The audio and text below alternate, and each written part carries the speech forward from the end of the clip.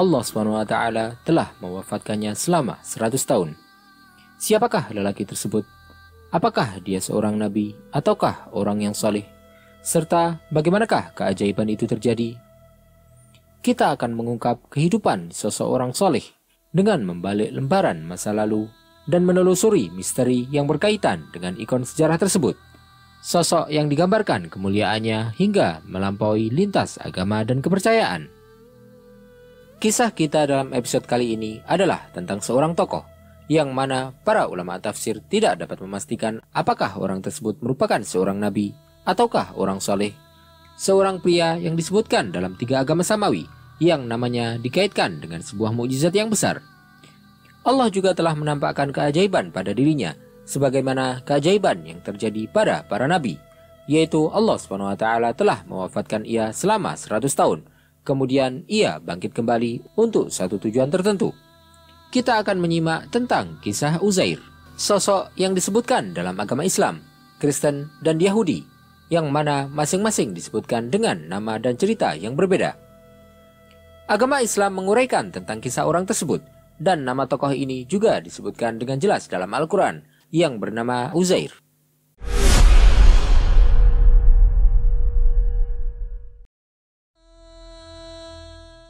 Nasab Uzair bersambung hingga Nabi Harun bin Imran sampai ke Nabi Ibrahim alaihissalam. Akan tetapi, silsilah nasab tersebut merupakan salah satu hal yang juga diperdebatkan oleh para ulama, selain juga sifat-sifat yang dia miliki, dari kesalehan, ketakwaan, sifat zuhud, serta doanya yang mustajab menurut beberapa sumber. Namun perbedaan pendapat tersebut tidak menemukan titik temu, yang akhirnya sebagian besar ulama berpendapat bahwa dia adalah seorang soleh dan salah satu wali Allah SWT. Bagaimanakah kisah Uzair dalam agama Yahudi? Atau bagaimanakah kisah tentang Uzair yang disebutkan dalam Taurat?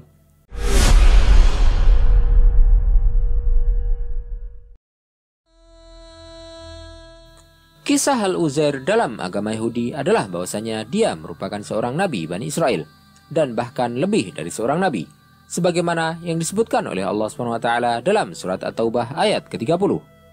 Waqalatil Yahudu Uzairun ibnullah. Orang-orang Yahudi berkata, Uzair adalah putra Allah. Maha suci Allah dari apa yang mereka katakan. Jadi, dari manakah klaim ini berasal dan bagaimanakah kisah Uzair dalam agama Yahudi? Menurut riwayat Yahudi, Uzair adalah salah satu pembesar Yahudi yang hebat. Bahkan mereka menganggapnya orang mulia di kalangan mereka, serta memiliki keutamaan yang besar bagi orang-orang Yahudi dan Bani Israel, yang juga menganggapnya sebagai salah satu nabi mereka. Menurut catatan Talmud, orang-orang Yahudi merasakan kedua hal tersebut setelah Raja Nebukadnezar menyerang kota mereka, terutama Baitul Maqdis atau Yerusalem, di mana kota dan desa mereka dihancurkan, serta wanita mereka ditawan. Banyak dari mereka yang dibunuh, dan mereka yang masih hidup dibawa ke Babel, di mana mereka tinggal di sana sebagai budak selama hampir 1 abad, sampai Raja Persia Cyrus datang dan menaklukkan Babel serta membebaskan orang-orang Yahudi. Pada saat inilah Uzair, atau yang dikenal oleh orang-orang Yahudi dengan nama Azra, mendapatkan cinta dan rasa hormat yang besar dari Raja Persia, yang kemudian memberinya posisi khusus bersamanya dan memberinya wewenang untuk menjadi perantara bagi orang Yahudi dengan Raja Cyrus. Maka dia pun membebaskan mereka dan kembali ke Yerusalem. Kemudian mereka kembali membangun kota tersebut. Azra pun mengajari mereka Taurat dan menulisnya lagi, karena dia adalah orang paling berilmu di antara mereka, serta penghafal Taurat yang diwariskan dari generasi ke generasi. Oleh karena itu, Azra memperoleh kedudukan yang lebih tinggi daripada nubuat di kalangan orang-orang Yahudi, sehingga mereka mengkultuskannya dan menyebutnya sebagai putra Allah. Maha suci Allah dari apa yang mereka katakan. Bagaimanakah kisah Uzair dalam agama Kristen? Atau bagaimanakah kisah Uzair dalam riwayat Injil?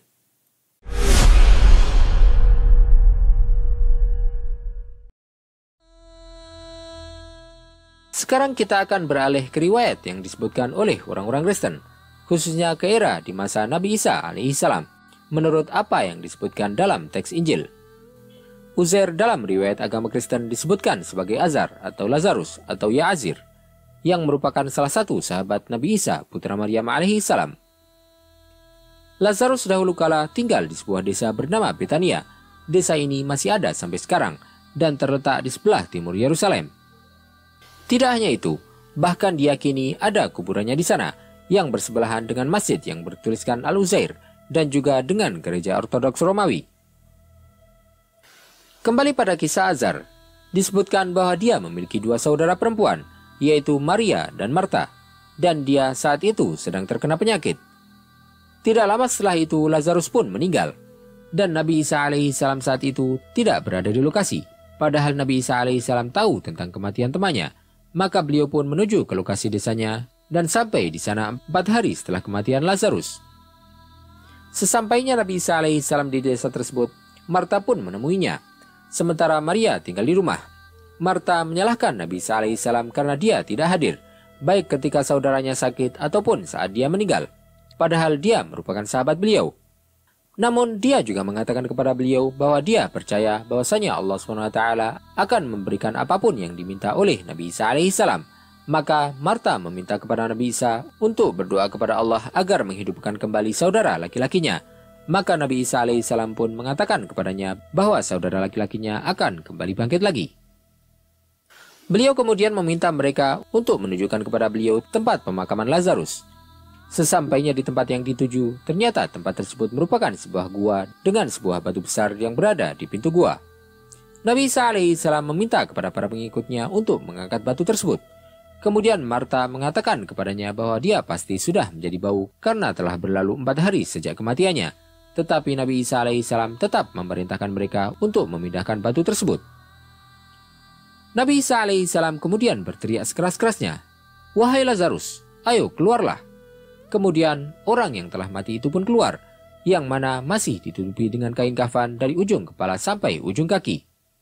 Nabi Isa alaihissalam kemudian meminta mereka untuk membiarkan Lazarus hingga pulang ke rumah. Tentu saja, kisah ini merupakan kisah yang disebutkan dalam teks-teks Injil, dan Lazarus adalah seorang tokoh yang dihormati dalam agama Kristen. Karena itu, ia memiliki hari khusus yang dirayakan bernama Sabtu untuk Lazarus. Menurut kepercayaan Kristen, hari tersebut melambangkan hari ketika Nabi Isa alaihissalam menghidupkan kembali Lazarus dengan izin Allah SWT.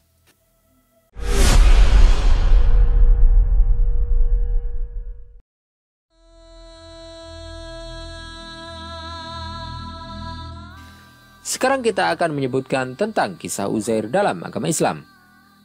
Uzair terdapat dalam beberapa kisah yang disebutkan dalam Al-Quran. Akan tetapi, kisah tersebut tidak disebutkan namanya secara langsung. Namun, para ulama dengan berbagai referensi dan madhab sepakat bahwa tokoh yang dimaksud dalam kisah tersebut, terutama dalam surat Al-Baqarah ayat 259 adalah tentang Uzair. Nama Uzair sendiri disebutkan secara eksplisit dalam Al-Quran, tepatnya dalam surat Taubah ayat 30. Riwayat Islam tentang Uzair menyebutkan bahwa Uzair adalah seorang lelaki soleh dan salah satu wali Allah. Dia adalah seorang penghafal Taurat yang diturunkan kepada Nabi Musa alaihissalam. Suatu hari, Uzair mengendarai keledainya. Dia mengembara di negeri Allah yang luas, sampai ia mencapai sebuah desa yang kosong dan tidak berpenghuni. Desa tersebut telah dihancurkan dan tidak ada kehidupan di sana. Disebutkan bahwa desa tersebut adalah Yerusalem setelah kehancuran yang ditimbulkan oleh Nebukadnezar. Beberapa ahli tafsir yang menyebutkan bahwa Uzair adalah seorang nabi menyebutkan bahwa beliau tiba di desa kosong ini dalam rangka melaksanakan perintah Allah SWT. Beliau pun terkejut karena di sana tidak ada seorang pun. Beliau bertanya-tanya pada dirinya sendiri, mengapa Allah SWT mengirimkannya ke tempat tersebut, padahal tidak ada seorang pun di tempat itu. Hal ini merupakan salah satu pendapat yang ada dari kalangan ulama tafsir. Dalam riwayat Islam, ketika menjelaskan tentang ayat dalam surat Al-Baqarah, disebutkan bahwasanya ketika Uzair tiba di desa kosong tak berpenghuni, ia pun kemudian bertanya-tanya, bagaimanakah Allah akan menghidupkan kembali negeri ini setelah kehancurannya? Dan demikianlah kita telah mengetahui bagian pertama dari kisah tentang orang yang diwafatkan oleh Allah SWT selama 1000 tahun tersebut.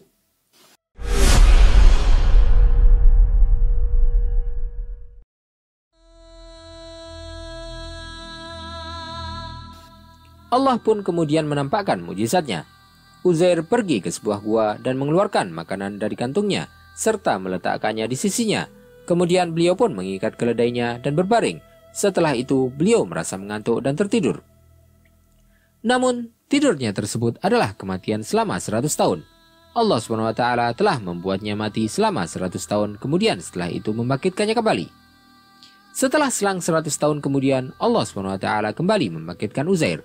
Ketika Uzair terbangun dari tidur panjangnya, di sampingnya ada seorang lelaki. Lelaki ini adalah seorang malaikat yang diutus oleh Allah SWT dalam wujud manusia. Malaikat itu kemudian bertanya kepadanya, "Berapa lama kamu telah tinggal di sini?" Uzair pun menjawab, "Aku tinggal selama 1 hari atau setengah hari."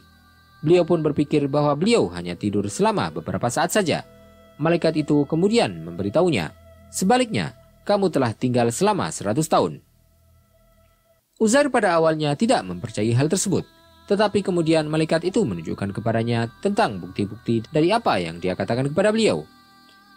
Pertama, dia meminta beliau untuk melihat makanan dan minumannya, dan memang Uzair kemudian melihat perbekalannya dan menemukan makanan serta minuman tersebut masih dalam kondisi sebagaimana sebelumnya, tanpa membusuk atau berubah sedikit pun. Kemudian malaikat itu memintanya untuk melihat keledainya. Uzair pun melihat kepada keledai itu, dan beliau melihat bahwasanya keledai tersebut hanya tersisa kulit dan tulang. Malaikat itu kemudian menceritakan kepadanya tentang apa yang sebenarnya terjadi, dan memberitahukan tentang tujuan diwafatkannya selama 100 tahun kemudian dibangkitkannya kembali, yaitu bahwasanya Allah SWT akan menjadikannya sebagai tanda kekuasaannya bagi umat manusia. Jawaban atas pertanyaan Uzair sebelum kematiannya dia dapatkan secara langsung dan dia lihat di hadapannya sendiri, yaitu bahwasanya dia telah meninggal selama 100 tahun, kemudian dia hidup kembali dalam wujudnya yang semula tanpa perubahan. Allah SWT menghidupkan kembali keledainya di hadapannya, dan dia melihat tulang-tulang itu bergerak, serta berkumpul di tempatnya, hingga membentuk tubuh keledai. Kemudian tulang belulang tersebut dibalut dengan daging, lalu muncullah kulit dan tumbuh rambut. Keledai itu pun kemudian utuh dan hidup kembali. Allah SWT berfirman, وانظر إلى العظام كيف ننشزها ثم نكسوها لحما فلما تبين له قال أعلم أن الله على كل شيء قدير. Dan lihatlah tulang belulang keledai itu, bagaimana kami menyusunnya kembali, kemudian kami membalutnya dengan daging sehingga hidup kembali.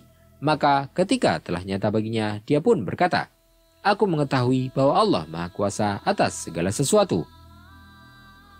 Malaikat itu pun kemudian setelah itu pergi, dan Uzair juga meninggalkan guanya, menuju desa yang sebelumnya, dan dia menemukan bahwa desa tersebut telah dipenuhi dengan bangunan dan penduduk. Ketika Uzair tiba di desa tersebut, dia bertanya kepada penduduknya tentang nama Uzair, apakah mereka mengenalnya. Maka mereka pun menjawab bahwa Uzair telah meninggal dan menghilang selama 100 tahun yang lalu. Ia pun memberitahu kepada mereka bahwa dia adalah Uzair. Tentu saja orang-orang awalnya menganggap bahwasanya hal tersebut merupakan sebuah kebohongan, dan menuduhnya sebagai orang gila. Namun karena Uzair tetap bersikeras pada apa yang dia sampaikan, maka orang-orang dari Bani Israel itu pun kemudian mendatangkan salah seorang wanita berusia renta yang disebutkan bahwa ia telah berusia 120 tahun.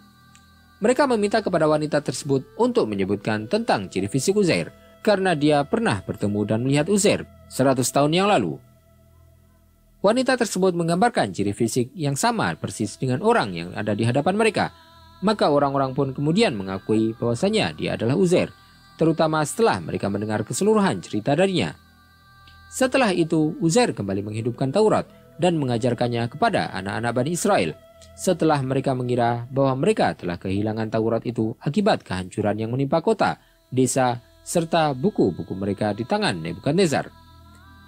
Di hadapan keajaiban yang terjadi dengan Uzair ini, yang menurut orang-orang Yahudi tidak dapat terjadi pada orang biasa, maka mereka pun untuk menghormati perannya dalam memulihkan kemuliaan Taurat Nabi Musa serta ajarannya, orang-orang Yahudi sampai menyebut Uzair dengan gelar tersebut, yaitu Putra Allah.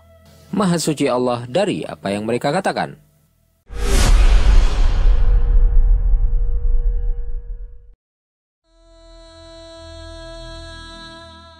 Uzair terus mengajarkan Taurat kepada orang-orang Yahudi, serta membimbing mereka ke jalan yang benar sampai beliau meninggal dan dimakamkan di kota Al-Izariyah, seperti yang disebutkan sebelumnya. Namun ada pula yang menyebutkan bahwa beliau dimakamkan di Irak Selatan, di Provinsi Amarah. Seperti inilah kisah Uzair atau Lazarus atau Ezra berakhir. Kisah tentang orang yang mati dan kembali hidup untuk membuktikan kekuasaan Allah SWT atas segala sesuatu. Sebuah kisah untuk menyegarkan ingatan mereka yang telah melupakan atau mengabaikan keajaiban yang ditampakkan oleh Allah SWT, serta kekuasaannya untuk mengembalikan kembali yang telah rusak dan menghidupkan kembali tulang yang telah membusuk. Dan bahwasanya Allah SWT lah satu-satunya yang mampu untuk mengubah keadaan. Tidak peduli berapa lama hal tersebut telah berlalu. Hanya orang-orang solehlah yang akan senantiasa ada sebagai ikon sejarah, serta diabadikan oleh para umat setelahnya. Meskipun kita tidak melihatnya secara langsung, akan tetapi kejadian yang terjadi pada mereka telah tercatat dalam sejarah dan menjadi pelajaran bagi kita semua.